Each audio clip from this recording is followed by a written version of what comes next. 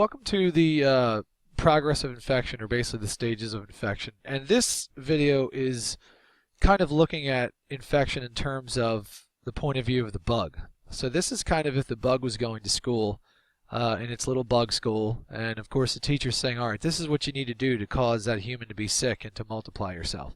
So that's the point of view. This is not the point of view from the patient, but it's basically kind of what the bug has to do in order to make you sick. And there's a few stages. There's 4 or 5 of these, and we'll kind of go through them in a very general sense. So the first step is that there has to clearly be some sort of portal of entry, and certain bugs have to find their way into areas where they normally wouldn't.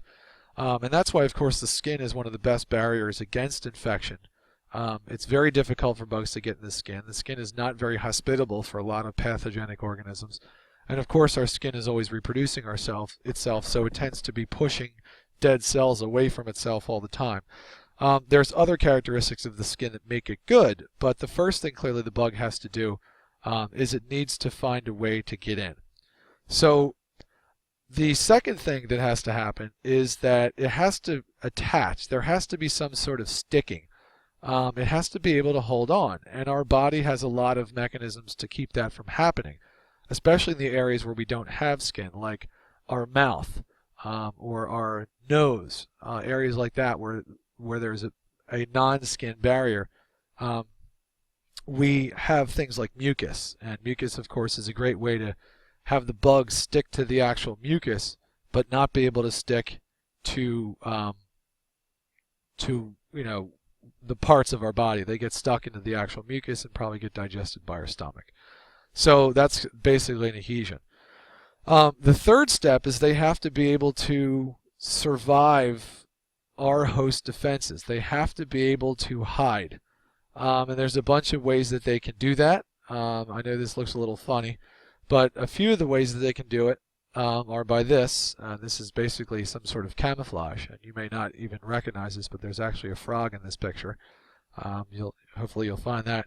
The other thing that some organisms can do is they can actually steal some host proteins and coat themselves with part of you, so that when the white blood cells or other types of immune cells are coming by, this bug will be able to hide. Sometimes the organisms can hide inside of some other types of cells. For example, Listeria can actually hide inside of white blood cells. So they have to be able to do that, to be able to figure out or to hide from the immune system. They also can produce a lot of other mechanisms that allow them to hide.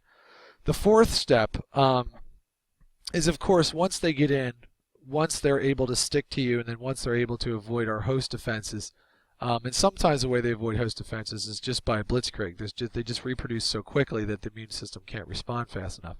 But clearly they have to cause disease. And the idea of an infectious disease or a pathogen is one that is caused by a microorganism that causes disease.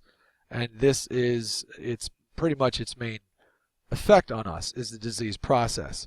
And they can do it 3 ways here. Clearly they can produce some sort of enzyme, and these enzymes are either existing to protect themselves or to expose part of us. In other words, there are some enzymes that actually dissolve red blood cells so that the bugs can actually steal the iron that's in the red blood cells, because lots of microorganisms need iron to reproduce.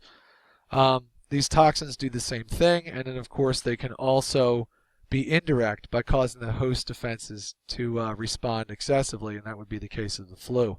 Almost all the symptoms that you have from the flu are in fact your body's response to the presence of it, and not necessarily something that the bug itself has. So after we end up feeling the effects of disease, how do we know that we actually have disease to some degree? We have basically the idea of signs and symptoms and what those are. That's kind of one of the ways that we put it together.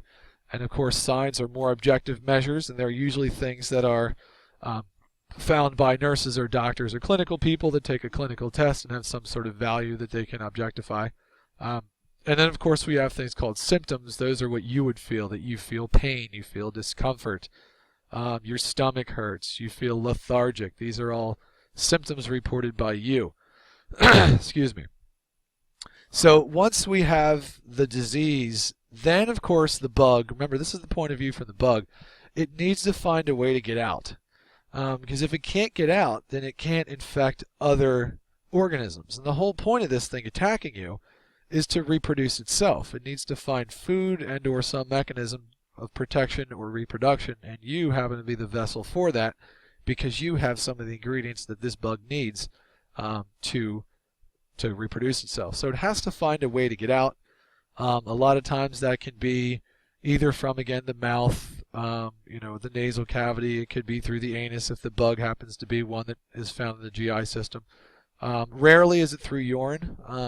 Rarely ever is it through urine. Urine is typically sterile, with the exception of certain cases. But it usually ends up being the gastrointestinal or the respiratory methodologies of getting out. And so from that point, the bug, is able to then repeat the process and basically cause illness in somebody else.